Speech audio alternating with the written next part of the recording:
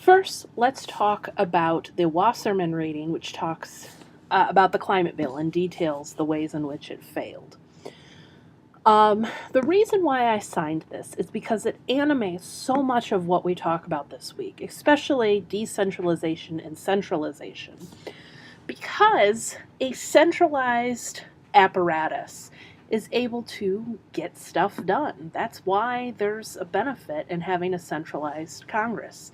Now, the benefit only works if you agree with what Congress is doing. So if you disagree, the benefit is to have a decentralized branch rather than a centralized one. But if you want something like the climate bill to be passed, then you're going to want one of two things, probably both, really. One is you're going to want the sentiment both in the branch of Congress as well as in the public to go in one direction so that you know this is what everybody wants and we're going to get on board and do it.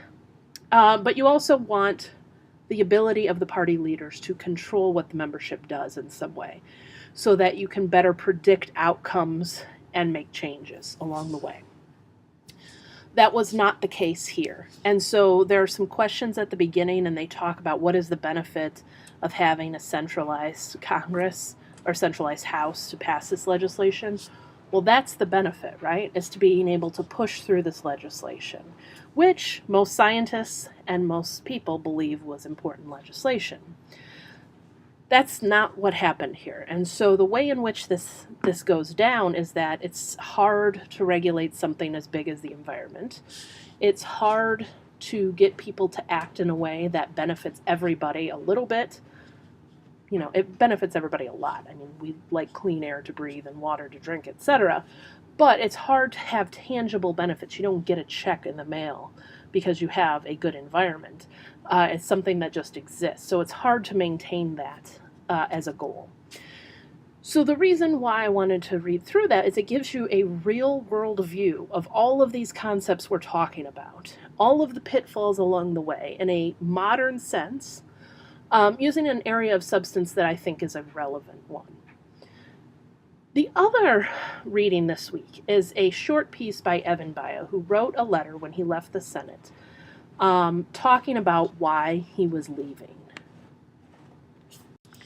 Evan Baia is an interesting character. He's a Democrat in a primarily Republican state of Indiana.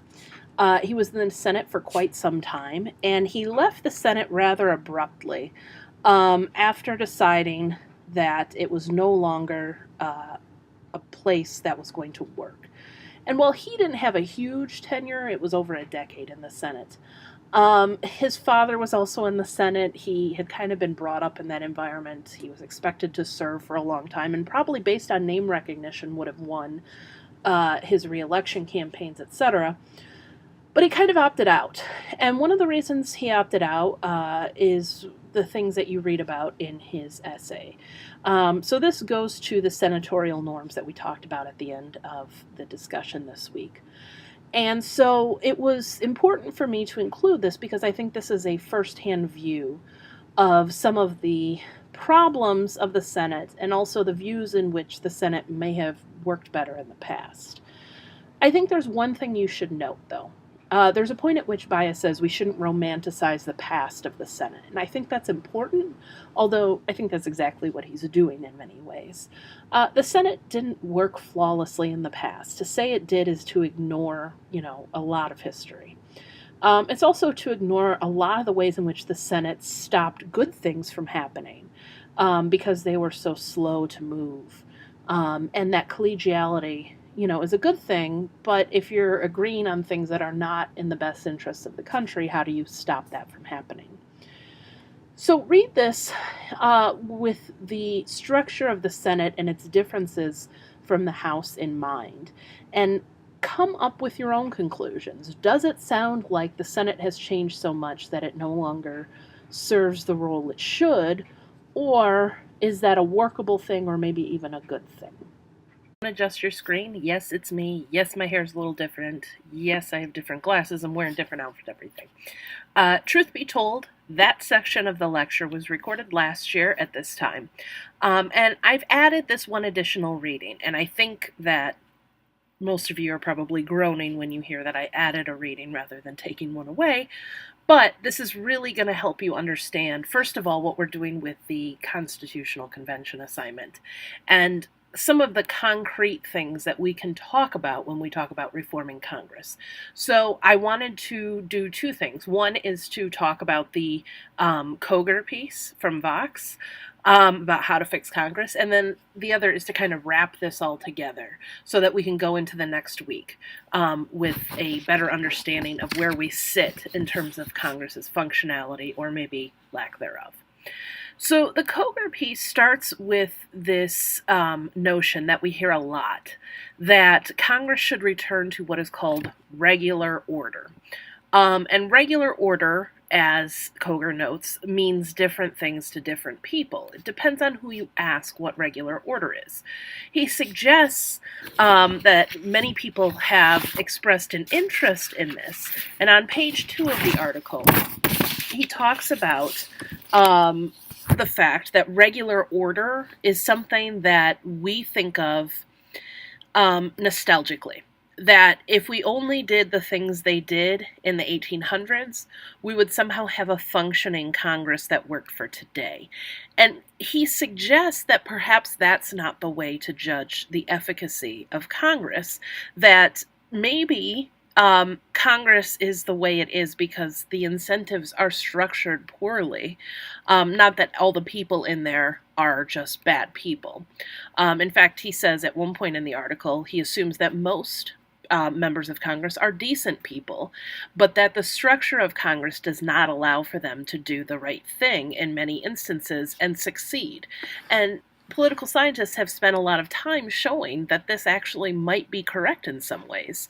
We want members of Congress to spend less time on fundraising, donor relations, all that kind of fun stuff. Wouldn't be fun for me, but but actually, we find out that power within the chamber is linked to that fundraising power outside of the chamber. And so that members that engage in that fundraising game at a high level end up having more power within the chamber and can effectuate more change. So if we say, well, you can't engage in that anymore, does that really change the structure?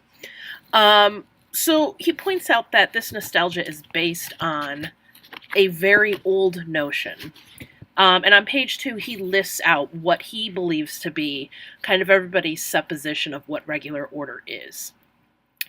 And so those are the bullet points where it says members introduce bills, bills are assigned to committees, so on and so forth. Kind of the structural stuff we just went through in this lecture. One thing that I think is really important here is he points out that the good old days were bad too. That Congress has been kind of vilified for both good reasons and bad a long time. And it isn't just a new phenomenon. He says surely the past decade or so has been kind of the height of poor performance. But Congress was never fully functioning because the incentives changed all the time and the structure did not allow for Congress to truly function in a solid way.